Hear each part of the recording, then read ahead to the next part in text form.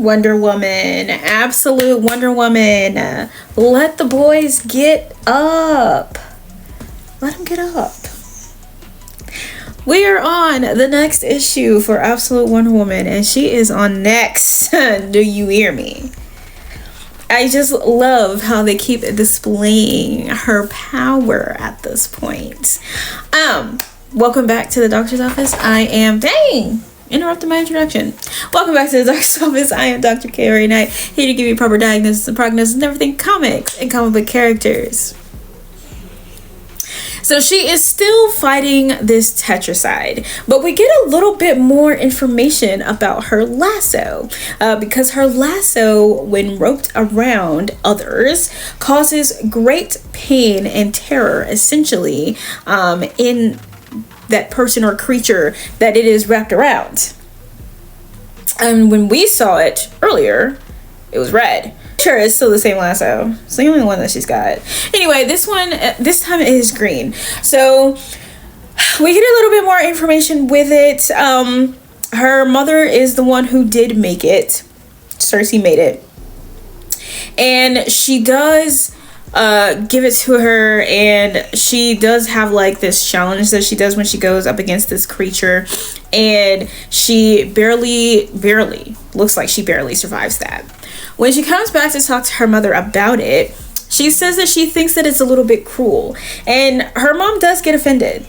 And, you know, I can understand, because I made that for you. I made that for you because I saw your future, and I saw what was going to become of you at the hands of the world that you are about to be part of. So I made something for you, and you're complaining about it. So I feel Cersei on that, but Cersei also is kind of ignoring the fact that it's Diana. Diana hasn't been around like cruelty the way that this lasso gives cruelty. So she's got some kind of mixed feelings about that. So she does have a conversation with Hecate about that whole situation. And Hecate is just like, you know, speak freely. And she was like, you know, I feel like my mom either doesn't know what's going on with this or she doesn't care. And she's like, you know, it's the former, or the latter, actually. She doesn't care. And the reason she doesn't care about that is because she cares about you. She's like, this is a mother's gift. Your mother made that with like blood, pain, tears, and love. And she gave that to you because she saw your future. She's like, she didn't see my future. She saw bits and pieces. She's kind of just like putting it together. And then Hecate is just like, girl, who the fuck are you talking to? Whoa now. Calm down. I got you. So she does then go to her mother and apologize for what it is that she said. And, you know, Hecate is right. You don't know what's going to go up there. Your mother has seen bits and pieces, and because of that, she did something to try to protect you. And you are complaining about the cruelty of the protection. That does not matter right now. And she's not wrong. How I protect you doesn't mean anything, or it doesn't matter. The fact that I'm doing it is what matters the most, right? So complaining about it is crazy. Understandable. I got you. So they do apologize to each other. And what I find really funny about this is while she's fighting the tetracide, she's, you know, doing what she can. And these missiles come in from this plane, and it almost hits the tetracide, which would make it more powerful, actually. So her and Pegasus stop that. And she's like, can't have any more of that. She goes to the plane. She's like, hi. He's like, hi. She's like, don't do that again, okay? He's like, yes, ma'am. And she was like, yeah, don't do that shit again. Okay? You want us all to die? No. So they are still watching her, and so she decides to go with her one last shot. And her one last shot is reciting a spell, wrapping the rope around her, and turning into Medusa. Now, what I find interesting about this is when they're talking about Medusa, Barbara Minerva is in there with Etta Candy, Gia, and Steve Trevor.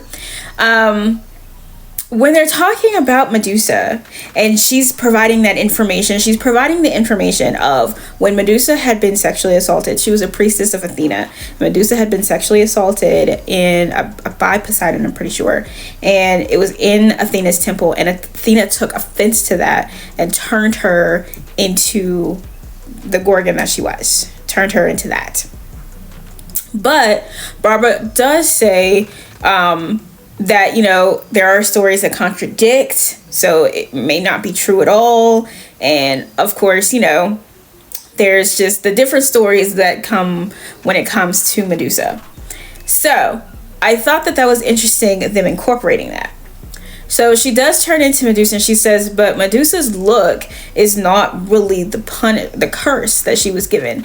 It was when you look into her eyes, you turn into stone. That was the curse that she was given. That was the punishment she was given. That nobody would be able to look at her without turning into a stone. That was the punishment she was given. That was the hurt, right?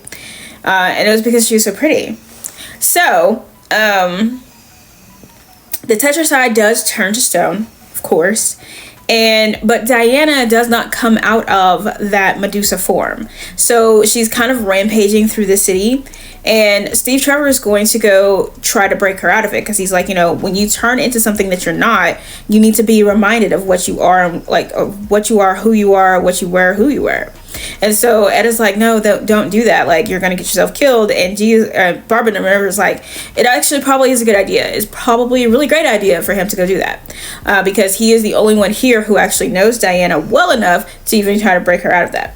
So he does approach her while she's kind of rampaging, and he is able to make her recognize who she is and break her out of that. And she is very, very grateful for that. And then the tetracide falls apart as it is stone, and she thanks everybody. And when they go talk to her about that whole situation, she's like,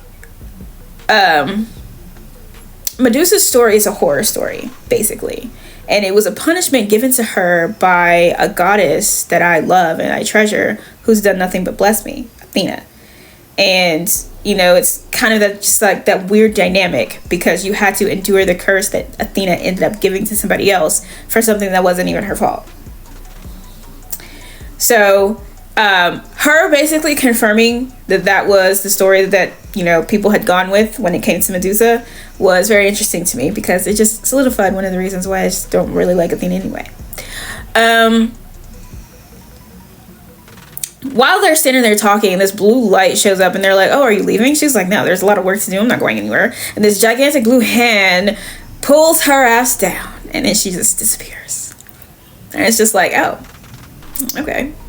As usual, the artwork was amazing. This story, the connection between Circe and Diana is still really great. The connection Diana has between the goddesses and the gods is also really great. Her being able to talk directly to Hecate is something to be admired at that point. And her with the direct blessings that she's received from Athena, so she understands what happened between Athena and Medusa, but she was also still able to use that and to her advantage, while also being able to be broken out of it by somebody who cares enough about her and knows enough about her to be able to break her out of it. So they're able to break her out of a curse that didn't even belong to her. I like that. I like this storytelling, and that's why I was just like, let them get up, because the storytelling for Absolute Wonder Woman is superior to Absolute Superman and Batman at this point. They are not comparing. While I am really enjoying Absolute Superman, as you guys saw, I just I don't know what's going on with Absolute Batman that's keeping him at the bottom. So I'm really enjoying this. 10s across the board for me. And that is it for this episode of The Doctor's Office. The podcast is on The Doctor's Office YouTube channel, so you can listen to it at any time. And if you haven't got the book, get the book. Cool, great, awesome. See you guys at your next checkup.